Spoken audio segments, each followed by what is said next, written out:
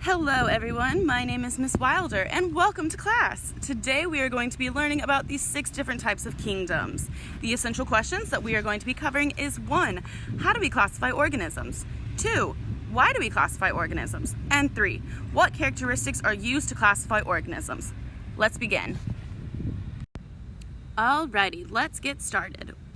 We are going to begin by talking about these 6 different kingdoms. So, what are the 6 kingdoms? Well, I will tell you. The very first kingdom that we're going to be talking about is Archaebacteria. Archaebacteria is a unicellular microorganism that is mainly found in extreme environmental conditions. For example, this could be hydrothermal vents or terrestrial hot springs.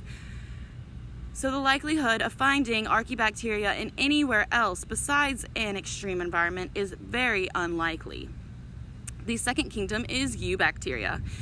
Eubacteria is also known as the true single-celled prokaryotic microorganisms.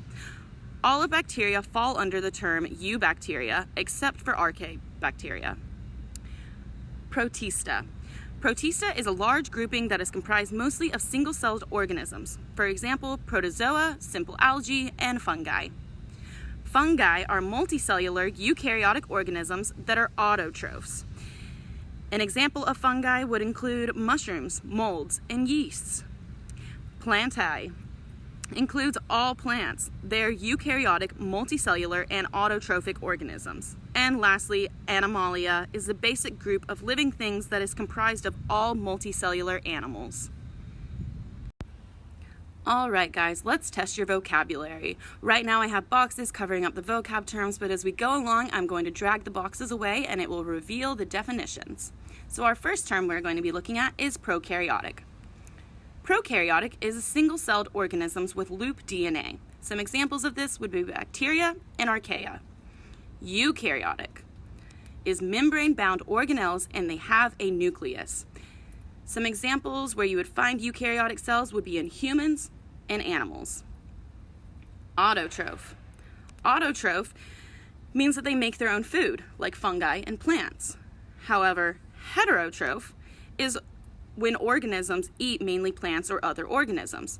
Therefore, humans and animals were heterotrophs.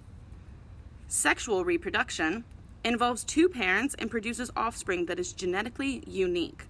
Along with sexual reproduction is the definition diploid. Diploid is 2 pairs of chromosomes. Asexual reproduction, on the other hand, is having no sex organs. The offspring inherits genes from that single-celled parent. Mobile means that the organism is capable of spontaneous movements, such as animals.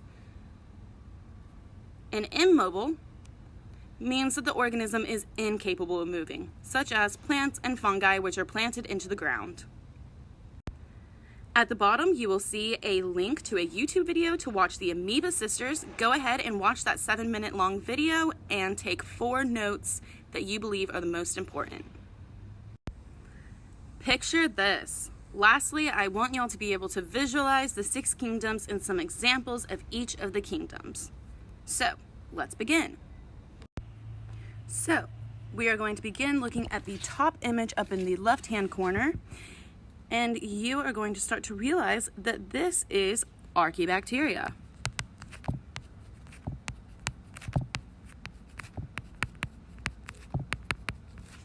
Now, Archaebacteria has a phyllis, capsule, cytoplasm, ribosomes, DNA, plasma membrane, cell wall, and flagellum.